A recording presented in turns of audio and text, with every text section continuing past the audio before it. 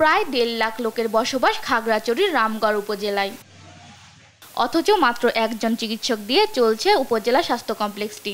এছাড়া শুধু জনবল সংকট নয়, পরীক্ষা নিরীক্ষার যন্ত্রপাতিও নাই। শুধু প্রাথমিক চিকিৎসা পেলেও ওষুধ কিনতে হয় বাইরে থেকে।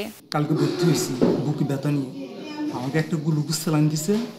গ্লুকোজ স্যালাইন দেওয়ার পরে বিভিন্ন ওষুধ যেগুলো লাগছে ওগুলো সব আমি বাড়ির থেকে নিয়ে আসছি। এখানে বারবার ভর্তি হলে এখানে বলে যে না ডাক্তার নাই। সবাইকে কালকে নিয়ে আসছি, এখানে বুকে ব্যথা নিয়ে আসছিল। তারপর আসার পর একটা স্যালাইন দিছে, তারপরে ওষুধ যেগুলো লেগছে সেগুলো আমরা বাইরে থেকে কিনে আনছি। আর বাইরেকে একবার দেখতেও আসে নাই। 13টি চিকিৎসক পদের বিপরীতে আছেন মাত্র একজন। অতিরিক্ত দায়িত্ব পালনে 2 জনকে সংযুক্তি করা হলেও এখনো একজন যোগদান করেননি। গাইনি ডাক্তার না থাকায় প্রসূতি সেবাও বন্ধ। নার্সের 32টি পদ থাকলেও দায়িত্বে আছেন মাত্র 8 জন।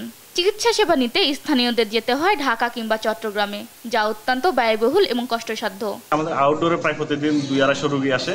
তো আসার ফলে দেখা যায় আমাদের পর্যাপ্ত ডাক্তার নেই। যে 2-1 ডাক্তার থাকে ওনারাও দেখা যায় কি অনেক বেশি হিমশিম খেতে হয় চিকিৎসা দিতে, যার ফলে রোগীরা কিন্তু প্রপার ট্রিটমেন্ট পায় না। আমাদের এখানে আসলে আলট্রা এবং এক্সরে কোনো মেশিন নেই, যার কারণে রোগীগুলো খুব দূর দূরান্ত থেকে এসে খুব কষ্ট পাচ্ছে।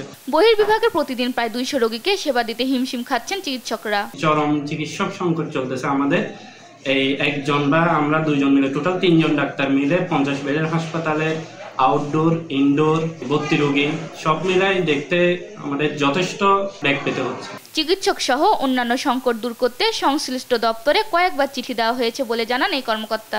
সম্মানিত সিভিল সার্জন এবং বিভাগীয় পরিচালক স্যারের মাধ্যমে সম্মানিত মহাপরিচালক মহোদয়কে বিনীত অনুরোধ করব আমাদের অর্থ হাসপাতালের জন্য অতি দ্রুত শূন্য পদগুলিতে মেডিকেল অফিসার পদায়ন করে আমাদের স্বাস্থ্যসেবা সুন্দর এবং